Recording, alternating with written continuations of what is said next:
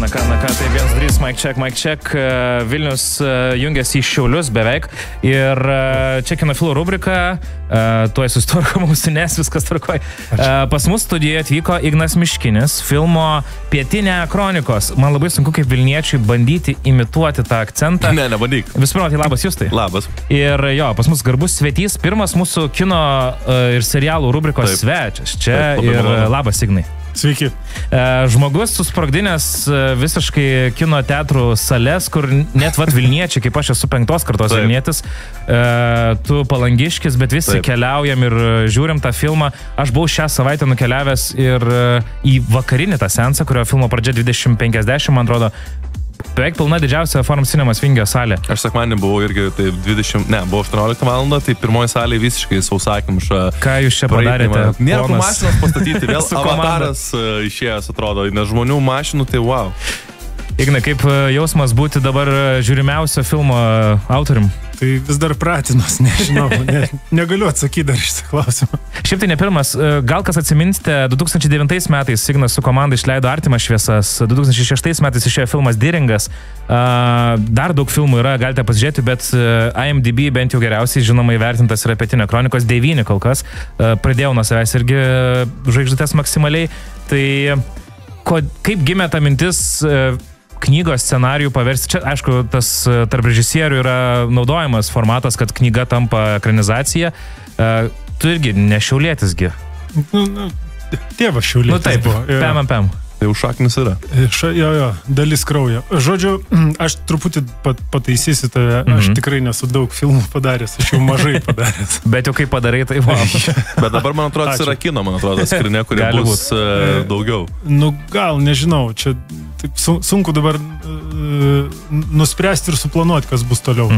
Va, o atsakant, kaip čia viskas atsitiko, tai čia ne man idėja gimė ir tai yra pirmą kartą, kai aš ne pats sugalvojau pačią pradžią, sugalvojo Eglė Vertelytė, kuris scenarijų rašė, ir Lukas Trimonis prodiuseris. Jie jau turėjo scenarijų, turėjo planus ir nusprendė tokią, sakykime, kabutėse hollywoodinę schemą pabandyti. Ir ieškojo režisieriaus, surado, padarė. Bet tarkim dabar kalbant apie visą šitą sėkmę šito filmo, jisai daugiausiai yra paremta vis tiek nostalgija. Ir čia žmonės, ne nostalgija? Ne. Čia dabar jums gal nostalgija ištinka, jeigu jūs tais laikais gyvenot ir jūs prisimenat, tai aš suprantu tiem 40-mečiam arba vyresniem, tai jiem gali būti kilti nostalgiją, bet darant filmą jokio tikslo nebuvo sukelti nostalgiją žmonėms. Ne apie tai filmas. Nes šiaip tai tikrai daug, net ne 40-mečiams mums, kaip jauniesiems 40 atstovams, irgi man įdomiausias klausimas buvo apie propsus visus, apie dailę. Lietuviškai, ačiū už pataisimą. Net iki menkiausių dalykų per daug neišduodant filmo scenarijaus nemačiusiems, troleibuse, žymeklis autobuse buvęs bilietų, vienkartinių bilietėlių. Ta prasme, kiekvienas dalykas ir man tai priminė močiutės namus ir aš vien dėl to aš sėdėjau akis išpūtęs, nors, sakiau, Šiauliuose 2 kartus gyvenime gal esu buvęs, bet ta būtent nostalgija, kaip gauti tiek daug, žinau, kad kino studija, man atrodo, turi daug automobilių iš tų laikų, išsisaugus troleibusų, autobusų, bet tie visi akcentai, kur net mačiau energetikos muziejų yra ekspozicija, močiutės kambarys, butas. Ir ten visas filmas tokiam nufilmuotas. Tai kaip pavyko rasti dailininkas čia kino stiprus ir rado tų propsų vadinamų visų? Jo, tai Aurimus Akšys dailininkas, kostiumų dailininkė Agnė Biskytė. Tai, ta prasme, jie tokį titanišką darbą atliko ir didžioji dalis darbo buvo prieš filmavimą, kad tiesiog surasti, išsiaiškinti.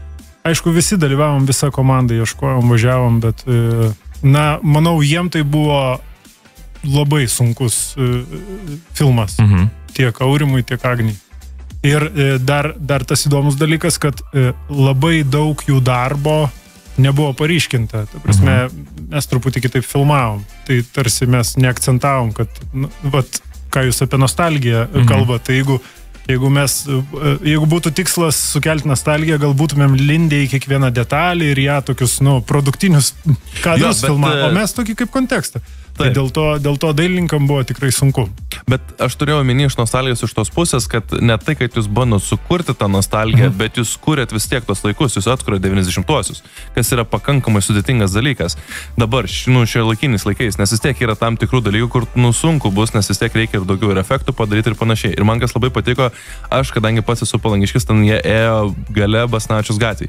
Aš asmeniškai nesu jos neatsimenu, nesu matęs, man atrodo, bent jau neatsimenu, iki kol nauja nebuvo. Ir ten aš klausiu tėvų, sakau, tai kur čia yra ta Basanavičiaus, nu sakau, ten, kur visi kaštonai, yra visa tas bulvaras.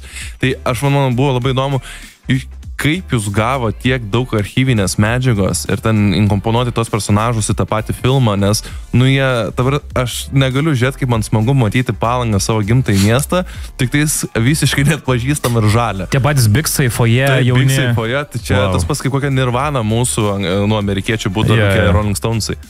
Tai vėlgi, visa tai įvyko pasiruošimo periode, aš nežinau, kiek aš archyvų pažiūrėjau. Ir ne vieną žiūrėjau, dirbau kartu su Vytautas Tarikovičius, istorikas, ieškojo, tuo labiau šiauliečiai įsitraukė, Aivaras Rusevičius, kuris turėjo pirmąją ten nepriklausomą televiziją, Argos, ten tokia, ten rock'n'rollas, ne televizija buvo. Tai tai tikrai daug žmonių įsitraukė ir tiesą pasakius, mano planai buvo kitokie, dar daugiau to turėti, bet aišku, vienas dalykas biudžetas, kitas dalykas rasti archyvą, kadrą, kuris tiktų su aktoriais, su siužetu, su linija, ne visada paprasta. O jums, tarkim, kai režisieriui, jums pasiūlė šitą darbą, koks buvo jūsų tikslas, tarkim, įminti šito projekto? Nes vieniems režisieriams yra labai svarbu personažai, kitiems, kaip kokiam Jameso Cameronui, yra labai svarbu efektai, ten Nolanui pati idėja. Kas jums buvo kaip režisieriui svarbu įminti šito projekto? Pirmiausia, tai išlaikyti temas ir idėjas knygos. Todėl, kad pilnai knygos ekranizuoti neįmanoma. Ir čia, aišku, didžiulis Eglės nuopelnas, nes scenarijų buvo ne vienas, daug ieškojimų. O kitas dalykas, mano kaip režisieriaus vizija, tai buvo padaryti filmą, kuris atrodytų, kad nufilmuotas tais laikais. Pilnai autentiškas, naudojant tų laikų techniką, mediją, kameras, veidus, kostiumus, viską dailę. Ta prasme, kad nebūtų filmas kaip šiandien nufilmuotas, ir tarsi adaptuotas. Tai tokie pagrindiniai dalykai buvo. Mes turim klausimų nemažai. Ir be abejo personažai. Čia, jeigu kas nesupratome, mes kalbam apie Rimanto Kmitos 2016 metais išleistą romaną Pietinio kronikos. Beje, pats autorius irgi turėjo personažą filme Pareigūno. Tai mūsų tokia yra, vakar su Kmitos susirašėm, tai kaip sakant, trijulė nuo atsarginio salelio pakilus. Tai Rimantas nusifilmavo, Eglė Vertelytė nusifilmavo, scenaristė. Ir pats maestro nusifilmavo. Ir aš iššokau. Žaidžia šitogi mėgstinių. Tai mes kaip įlindom ir patys. Geras. Nemažai klausimų. Darius rašo, sveiki klausimėlį svečiui, ar būtina buvo uždažyti tą meno kūrinį prie arklių, ar nebuvo tiesiog įmanoma kažko pilko pakabinti, ar efektais kažkokiais. Tai filmas puikus, ačiū Jums. Nelabai suprantu, apie ką čia šiauliečiai. Jo, čia šiauliečiai, tiesą pasakius. Šioks meno kūrinys prie naktinio klubo? Jo, ten buvo toks fainas grafiti. Ir aš tiesą pasakius nebeatsimenu eigos istorijos, kodėl jis buvo uždažytas. Ne, kažkas ten su efektais buvo daroma, nes žinau, kad kažkiek buvo paskui valyta. Labai atsiprašau, nebeatsimenu, kas. Bet kai dabar pasakė, atsimenu dėl to, kad kai ieškojom vietų, tai tą grafitį šiek tiek atsimenu. Iš karto, mano asmeninis klausimas mūsų direktoriui Saulius, kaip būtinai paklausiu ryte, sakė, niekam neįdomu, bet man labai įdomu. Ar scena prie mokyklos, apie baigimą mokyklos, kur buvo, ar jinai buvo filmuota Vilniui? Taip. Prie mano mokyklos. Prie mano mokyklos. Jo, tai prie tavo mokyklos. Prie mūsų mokyklos. Čia, visada tai būna, kad nors jau kuri kiek įmanoma maksimum autentika, bet vis tiek įdedi tokių paslėptų savo, tai filme yra savo easter egg keletą. jinai, aišku, truputį pakeista, postprodukcijai, langai kitokie parodyti, nes dabar jau kitokie viskas. Tai man pasakė, kad sako, čia kiekviena 90-aisiais pastatyta mokykla Lietuvoje. Sakau, ne, bet ta pušis prieėjimo, sakau, aš ją atpažinsiu. Po tiek metų vaikščiojimo, čia kalbu apie 9 vidurinę arba Kristoforo gimnaziją dabar jau vadinu. Kai aš mokiausi pušies, kitokia ta pušis. Dabar jau aš, kai baigiau, tai buvo ir man draugė, sakau, taigi čia dabar visos mokyklos Lietuvoje tos sovietinės taip atrodo. Sakau, ne, sakau, ta pušis, sakau, aš ją atsiminsiu. Kristinos klausimas, labai geras filmas, aš esu tos kartos, kai 90-aisiais buvo mano paauglystė, labai rezonavo ta vieta apie Love Parade'us, nes mes buvom tie namudiniai reiveriai, vaikai iš mažo miesto bandė tai imituoti, komplimentai dailininkams, širdį detalę palėtė, nors ir epizodiškai, charakteriai, tikriausiai veikėjai, turėjau menį, Mindė kietas, nes mes visi savo draugų rate turėjom po Mindę, rašo Kristina. Ir šiaip labai daug linkėjimų iš Anglijos. Martynas sako, pas mus ir Anglijoje tą filmą salės pilnos, o Nerijus klausė, kur Anglijoje pamatyti filmą. Ar yra kažkokie specialūs kūrybinė grupė, važiuos į mūsų išeiviją parodyti filmą, pristatyti, ar yra planų? Žinau, kad filmas jo rodomas užsienio miestuose, ten Anglijoje, Airijoje, Norvegijoje, bijau suklyst kuriuose, bet kol kas nėra planų, kad važiuoti pristatyti. Na, niekad nežinai. O bus tęsinys? Tęsinys ko? Filmo šito. Pietinė kronikos 2. Jo, Pietinė kronikos 2. Tęsinys rašomas. Kmita rašo knygą. Nice. Bet tai, palaukit, tai... Mes čia nieks niekam nesakysim. Aišku, tikrai mūsų nieks nesiklauso. Tarp mūsų trijų. Ne, jis rašo, man atrodo, dabar yra parašyta pjesė ir tai yra iš kito personažo perspektyvos. Mindas? Ne. Editos. Ok. Jo. Čia tas menininkis. Tai aš čia truputį taip anonsuoju, tegul Kmita gal nesupyks, bet tai jie... Ar tai bus knyga galutinai, turbūt bus, bet apie kažką, apie filmą labai anksti kalbėti. Nu taip. Ignai, kas tave patį labiausiai įkuria? Užsidant ausinės režisieriaus ir mušant pirmą kartą daiktą pradant filmuoti filmą? Action. Jo. Kokie užsienio kūrėjai, ar tu esi... Kas įkvėpė? Jo.